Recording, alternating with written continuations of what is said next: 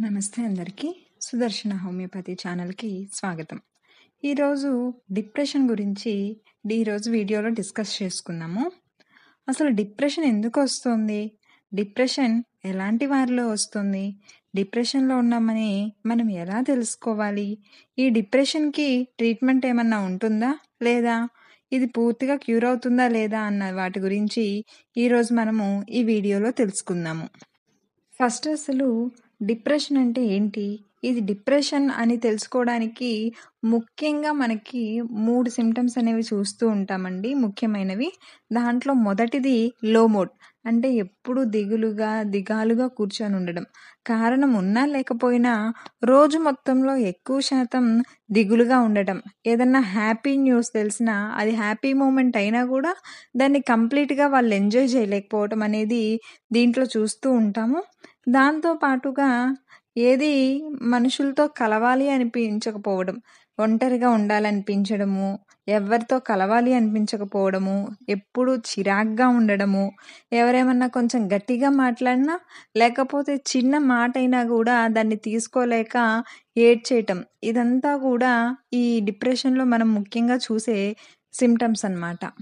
ఇంకా రెండవదొచ్చేటప్పటికి loss of interest. అంటే అంతకుముందు ఈ మూమెంట్‌కి, ఈ సందర్భానికి హ్యాపీగా ఉన్నారు. కానీ ఇప్పుడు ఆ సందర్భాన్ని పూర్తిగా ఆస్వాదించలేకపోతున్నారు.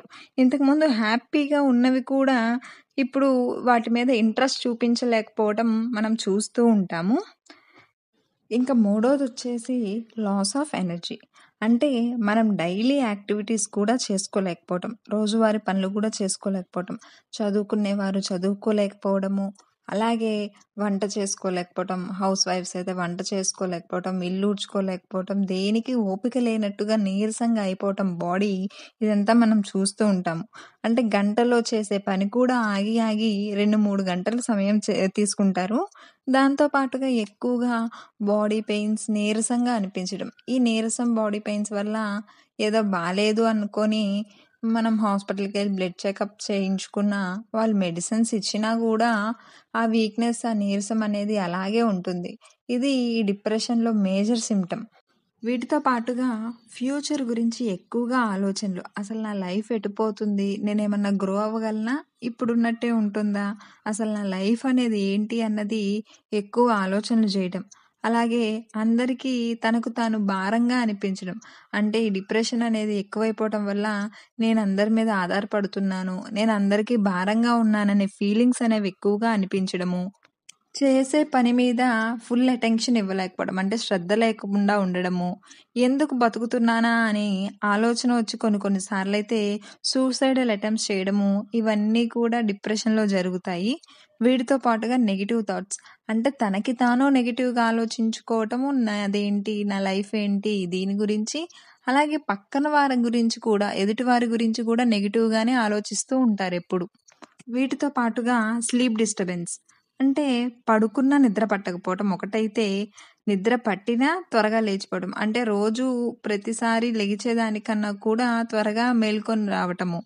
అలాగే నిద్ర లేచాక కూడా డల్‌గా, ఏదో నీరసంగా, అన్‌సాటిస్ఫైడ్ స్లీప్‌గా అనిపించడము.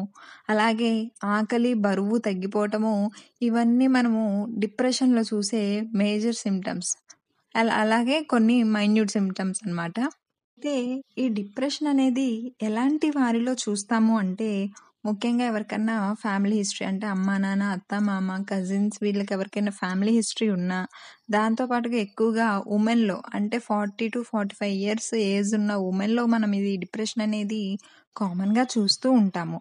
దాంతో పాటుగా పోస్ట్ రిటైర్మెంట్ వారిలో అంటే వయసు పైబడిన వారిలో, పిల్లలు దూరంగా ఉన్న వారిలో డిప్రెషన్ అనేది చూస్తూ ఉంటాము. దాంతో పాటుగా బీపీ, డయాబెటిస్ అంటే ఫిజికల్ చేంజెస్ జరిగినా కూడా ఇవి కొత్తగా వచ్చిన వారిలో కూడా ఈ డిప్రెషన్‌కి లోనయ్యే అవకాశం ఉంటుంది. అలాగే హార్ట్ ప్రాబ్లమ్స్ అంటే స్ట్రోక్ కానీ, ఎంఐ అంటే మయోకార్డియల్ ఇన్ఫార్క్షన్ గానీ ఇలాంటివి వచ్చిన వారిలో ఈ ప్రాబ్లమ్స్ అనేవి ఎక్కువగా చూస్తూ ఉంటాము.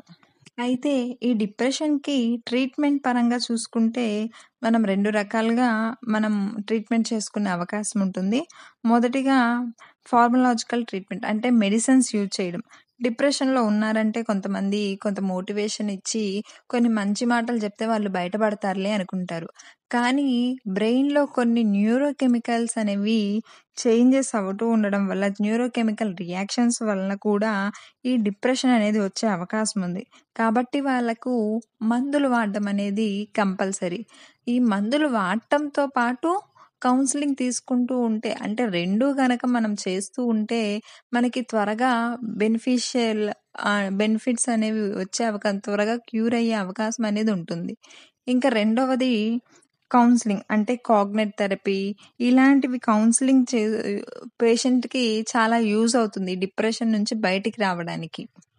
ఇలాంటి సింప్టమ్స్, ఈ డిప్రెషన్ యొక్క సింప్టమ్స్ ఆల్రెడీ మనం చూసాం కదా! ఈ సింప్టమ్స్ కనుక మీ ఫ్యామిలీలో ఆర్ చుట్టుపక్కల ఎవరి దగ్గరన్నా గమనిస్తే ఎర్లీ డయాగ్నోసిస్ అలాగే ఎర్లీ ట్రీట్మెంట్ తీసుకోవడం చాలా మంచిది. దీనివల్ల ఇంకా మనిషి సీరియస్ దశలోకి పోకుండా ఉంటారు. సో, ఎవరికైనా నీడ్ ఉంటే కనుక మా కన్సల్టేషన్ డీటెయిల్స్ ఇక్కడ ప్రొవైడ్ చేస్తున్నాము. కాంటాక్ట్ అవ్వచ్చు. Thank you.